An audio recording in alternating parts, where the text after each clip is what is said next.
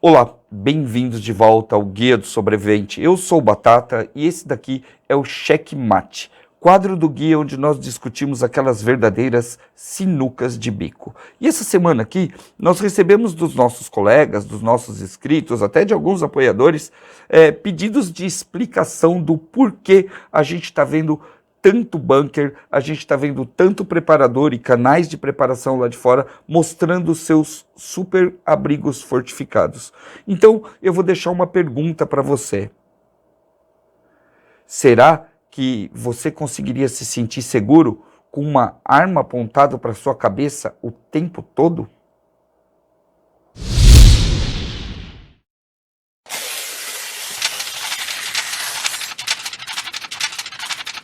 Será que dá para você levar o seu dia a dia sabendo que tem uma ameaça gigantesca pairando sobre você? Pois é, no mundo inteiro, muita gente age como se uma situação dessa fosse a coisa mais normal do mundo, né? Tá bom, chega. Valeu.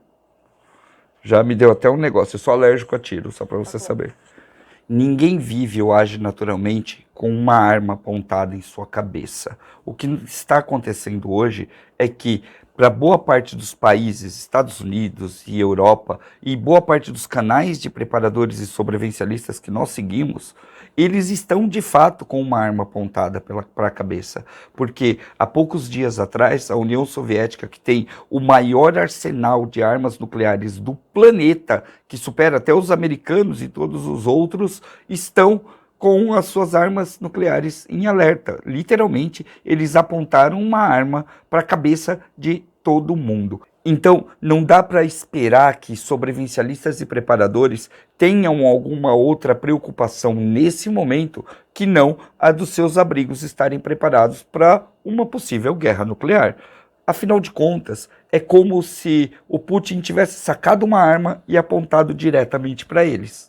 Nós que seguimos e estudamos sobrevivencialismo acabamos vendo esta bolha. Então, os preparadores e sobrevivencialistas vão estar mesmo mostrando os seus abrigos e tudo mais. E tem muita gente comum que também tem abrigos subterrâneos, locais apropriados para evadir por causa de um grande evento.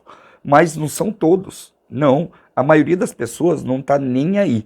Nós estamos vendo essa bolha, esses vários vídeos de bunkers e de abrigo, porque nós estamos nesse segmento. E nós já abrimos os olhos para o mundo, para tudo que pode acontecer. E é por isso que a gente está recebendo essa carga maior agora de abrigos e tudo mais. E isso não é uma coisa que acontece num piscar de olhos. Nenhum bunker é feito em 2 dias, 3 dias, 5 dias. A grande maioria deles demoram muito tempo para serem feitos, até aqueles que vocês compram, ok? Se você quiser ter uma ideia do que é essa jornada para ter um abrigo como esse, basta você acompanhar aqui no canal, porque nós fizemos os 2 tipos de abrigos mais comuns que existe. O primeiro é essa caixa de aço aqui, esse cofre de aço, que já é bem comum na internet, mas que geralmente opera sozinho enterrado. E o outro são abrigos como esse daqui, que é a parte externa dele, que é feito de concreto armado. Nós tivemos a oportunidade de ter esses 2 tipos diferentes de abrigo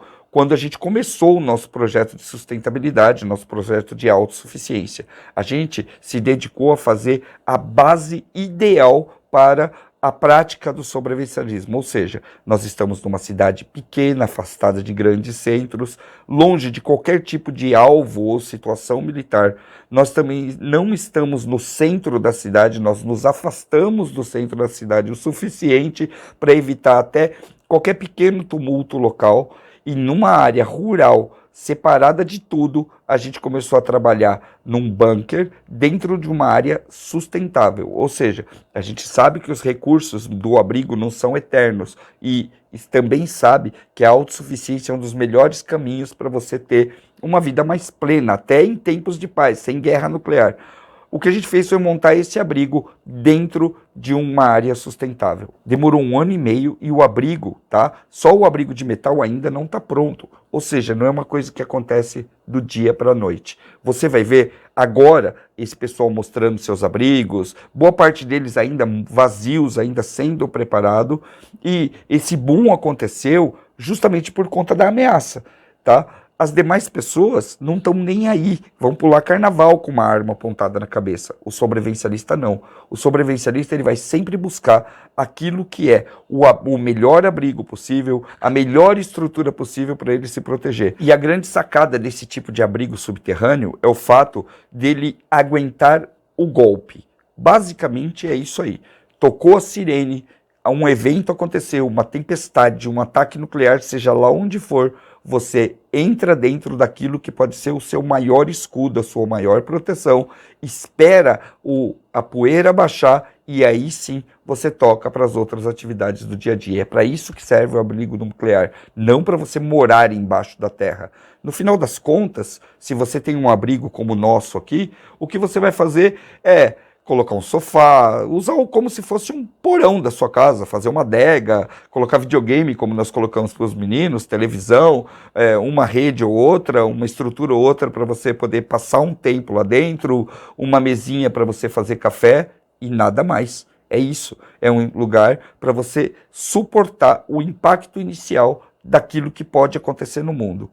Ah, eu sei, você construiu toda a sua casa, você montou toda a sua vida e não fez uma estrutura como essa. Para muita gente ainda dá para fazer, para outras nem pensar. Nesse caso, a consciência sobrevivencialista dita que você deve fortificar o que você tem. Se você já tem hoje uma casa que pode ser fortificada, pega um cômodo dela, um quarto, faz uma safe room, melhora ela, deixa ela mais potente para suportar um evento que aconteça. Você não sabe o que vai acontecer amanhã. E é por isso que nós somos sobrevivencialistas e preparadores. Porque a gente tem que se preparar antes do evento acontecer. Antes do Putin apertar o botão. Depois não dá mais tempo. Ameaças como essa estão por aí. Tá? Hoje nós vivemos uma grande ameaça global de uma cyberguerra, literalmente. Tá? Uma cyberguerra pode desligar a internet ou pode danificar demais a internet. E nesse caso, mesmo aqui no Brasil, a gente pode ter um monte de gente surtada nas ruas, quebrando tudo, zoando tudo, porque tudo hoje no Brasil funciona na internet. O sistema bancário está na internet. A quebra do sistema bancário não vai afetar tanto nós sobrevivencialistas, mas talvez afete demais pessoas que não têm meio pacote de arroz dentro de casa, nenhuma preparação. Ah, sim, o abadá do carnaval eles têm. O seu abrigo também vai te proteger de toda essa manada de desesperados que vão surgir depois que um evento desse acontecer. E as pessoas preferem não ver. Existe uma certa negação. Toda vez que você mostra uma estrutura de sobrevivência, até para faca de sobrevivência, isso sempre houve. A gente chega aqui e fala, olha, eu fiz uma faca de sobrevivência. Ai, para que isso? Eu tenho faca na minha cozinha. O cara não entendeu ainda que a concepção daquela faca é para um evento onde ele pode sim precisar estar numa situação de sobrevivência e precisar de algo para cavar que sirva como alavanca, que corte um fusca ao meio, por exemplo. Então, para que uma faca de sobrevivência? Se a pessoa já pondera de uma faca de sobrevivência ou de alguns quilos de comida dentro de casa, como ela vai aceitar de fato um abrigo, por exemplo, que proteja ela de grandes eventos? O bunker vai te proteger de um evento nuclear, por exemplo, que tem uma possibilidade bem pequena de acontecer de fato no Brasil, mas ele também vai te proteger de eventos climáticos, que é uma coisa que acontece aqui o tempo todo. Ele também vai te proteger de tumultos sociais. Ele vai te proteger de praticamente todos os efeitos que possam te atingir de uma vez e derrubar você e sua família. Muitos sobrevivencialistas vão optar por isso, outros não. Mas esse boom que você está vendo de gente mostrando bunkers, abrigo, usando escavadeira para cavar buraco e começar a fazer coisas de metal, isso e aquilo, improvisos, é exatamente por conta dessa ameaça da Rússia que o pessoal realmente leva a sério, o sobrevivencialista realmente leva a sério lá fora, como se eles estivessem com uma arma apontada na cabeça.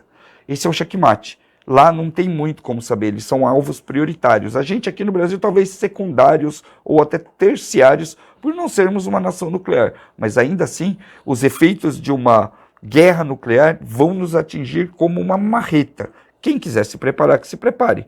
Quem não estiver preparado, vai dançar. E é o mínimo que a gente espera de sobrevivencialistas. O preparo prévio para todas as situações, até a pior situação possível. Eu gostaria mesmo de saber o que você pensa sobre isso. Parece que eu estou usando esse momento para mostrar para vocês que eu não exagerei. Mas o nosso abrigo aqui tem uma conotação totalmente diferente dentro da nossa história e você pode ver toda ela aqui no canal, então eu não vou me alongar mais. Coloca aí embaixo o que você pensa, o que você acha sobre isso. As pessoas que fizeram contato, coloca os links aí dos canais que vocês viram postando os vídeos, até para a galera poder ver o que está acontecendo, e coloca, claro, as suas impressões sobre tudo isso, que vai ser muito engrandecedor para todo mundo que está lendo. Boa parte do Checkmate é legal justamente por conta dos comentários que rolam aqui, ok?